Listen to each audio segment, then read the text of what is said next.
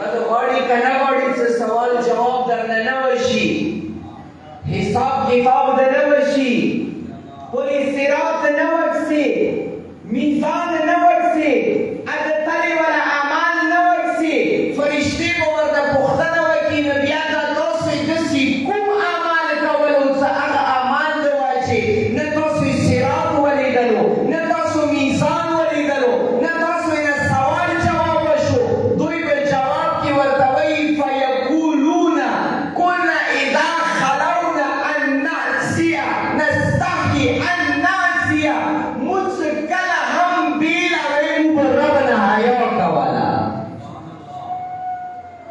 د خلکو په مخ کې مؤمن جوړېدله اسانه دی، خو څه کله بیلوي څوک نه وي که نه بیا رب نه حیا کوله. په هغه وخت باندې د رب نه حیا وکړله، فرشتې به پوښتنه ورته وکړي صرف په ایده عمل خو چاته دومره ثواب نه شي ورلوېدلی، دومره اجر یې نه شي ورلوېدلی، بل بل څه عمل کولو. په جواب کې به ورته وایي ونرضي بالیسیر مما قسم لنا، موږ ته الله څه څومره هم ادا کړي موږ به الله ته شکر کول. بس دوه شیونه یې بیان کړل، یو څه بیلوې حیا به یې کوله رب نه، دویم شی څه خدای به څومره هم ورته عطا کړې دوی به ورباندې شکر کولو. بس دی وروڼو راڅخه چې راځي مجلس دی، زه به د مرحوم کمینري حاجي څه به بیان کوم، خو د یوه شي ماته صرف پته شته دی، څه هغه باندې د ټول کلی ګواه دی. کمین حاجي په کال کې دوه وارې د غمجنې زهرا ماتم کولو،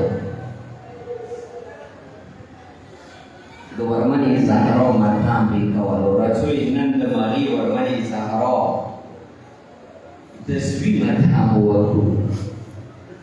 دوستان عزیزي چې کله د لسم مازدیګر باندې مولا خیمو ته راغلو که نه، غږ یې وکړو ما که درمنې خورې وشه خیمو کې بیله زه پاتې شوی یم، داسې وکړه ما ته یو زوړ کمیس راواخله.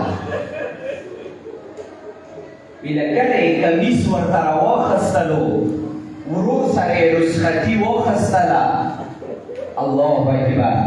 ویله څو قدمه مولا خیمونه بهر شولو، ورځ طرفه خور ورپسې اواز وکړو وروره یو وارې بیا واپس راشه. مولا به بیا واپس راغللو، خور به بیا رخصتي ورسره واخلله. تاریخ د لیکي چې اووه وارې مولا خور ورته اواز وکړو، مولا یې واپس کړلو. خو ویله چې کله اخري وار روان شولو که نه، مولا د